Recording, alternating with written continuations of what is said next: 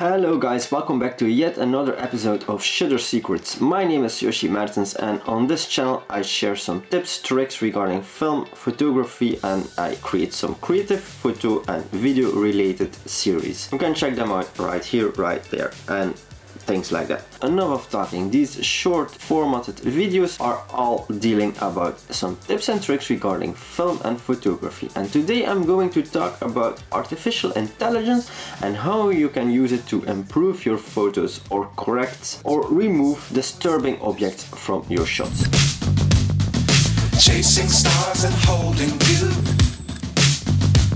I can't see the end, but we'll see it through.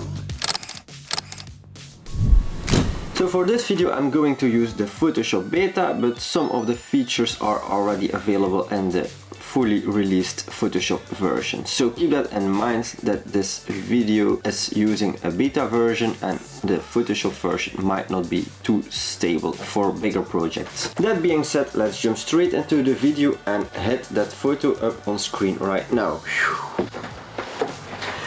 So I have this photo taken with my Motorola Edge 30 Ultra. I still need to make a video about that, but that's for a different video. And as you clearly can see, I already did color grade this photo a little bit and I already did put my watermark on it, stupid me. So basically what we're doing is editing a JPEG file. Now if you can, I will strongly suggest you to always use a RAW file. But for now, let's stick to the JPEG file. And the first object that did disturb in the shot were those fences because of the road that was being worked on. So all I did do was make a selection using the lasso tool and then use the generative fill. Now you can do two things right here. You can either type and write a prompt telling Photoshop what it should do, or you can just leave it blank and hit generate or generative fill. And that way Photoshop will start generating a replacement basically based on what it sees around the item. And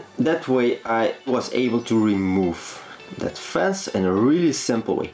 Now one remark guys, you saw I did select the fence only, but you just need to take into account that there's also a reflection because this shot was taken during a strong rain shower. So for that we need to correct the rain and the reflection on the road as well. Also keep in mind Photoshop suggests you 3 different possibilities that it generates with AI, but if you're not happy with those results you can always try a new generation and then it will just generate 3 more like I did in this example. Apart from the reflections, I also was not happy with the traffic sign on the left side of the tram, so all I did was hit the remove button with the generative fill and removed that object from the shot, which was really impressive. My mind was just blown because of the results it generated in just a few seconds. You need to keep in mind, even though this is a beta version, just imagine how long you were working on a shot like this, let's say 3 years ago, using just the clone stamp tool and the